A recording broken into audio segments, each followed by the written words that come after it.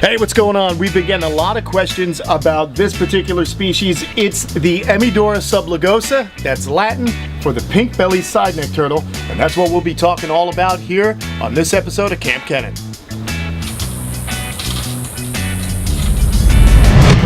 A good portion of my life has been all about action, which still holds true.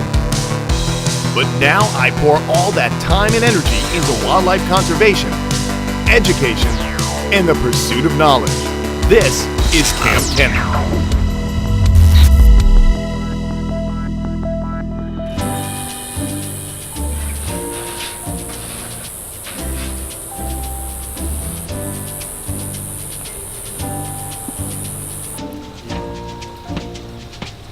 So you guys want to get into a more exotic water turtle. You've probably already had some red-eared sliders, maybe you've had some yellow bellies or some of the native cooters here in North America, but you're looking to do something a little bit different. Well, look no further than the pink-bellied side-neck turtle. So let's get one closer here and I'll pick it up for you. But they're a fantastic tropical species from Northern Australia and from New Guinea.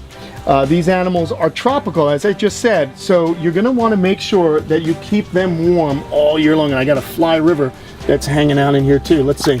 Oh, we're going to get the big gal. Hold on, let's pull her out. Oh, and they got sharp little claws. Okay, so this is about, they'll get a little bit bigger than this. This is a female pink-bellied side-neck, and it's very similar to sexing as some of your other yellow bellies or North American turtles, and that is the size of the tail and where the cloaca is located at the tail. So if it was a male, it's going to be way more towards the tip of the tail. But if you notice, this is a highly aquatic species. Look at how streamlined this animal is.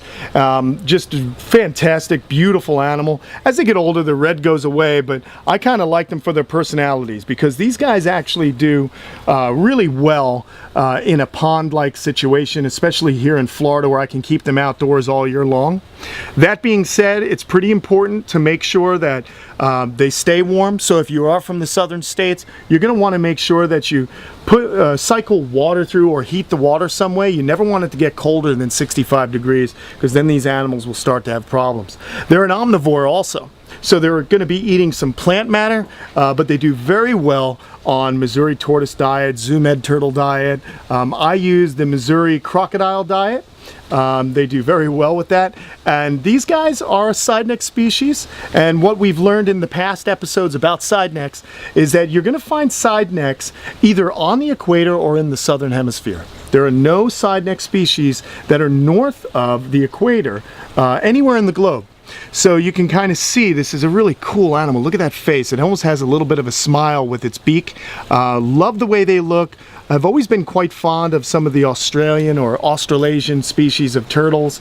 And as I said, you know, when you start getting more, and more into turtles, you just want to start to keep some of the more exotic species, and this is just such a cool animal because they're readily available and bred in captivity here in the United States. In fact, I have some babies that I'm going to show you in just a little bit, but you can kind of see how these animals are just so cool and different for us to work with here in North America. Now, as I said, they're highly aquatic. This is Slinky's pond. Slinky and these guys cohabitate. They probably find each other in the wild as well.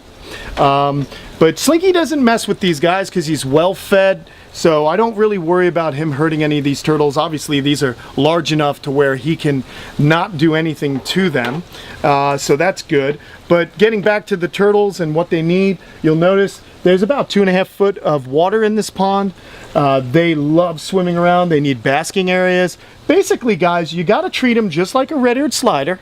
They're going to eat very similar things. They're going to need all the basking, except they don't hibernate like red ears. So that's what you're going to have to look out for. Another thing they love to eat are crayfish, shrimp. You can get freshwater shrimp, any kind of dragonfly larva. And behind me, I must make it, it looks like the boys and girls over there arguing, so Guapo's getting up on his perch. Please don't mind the noise as we try and learn about pink-bellied side necks. Anyhow, this is a real beautiful animal. I love them. Males are going to be a bit smaller. In this little pond, I have 6. There's 1 male and 5 females. So he's got his hands full. But I get babies all the time, so I'll tell you what, while we put this gal back, and we'll head over and see some babies.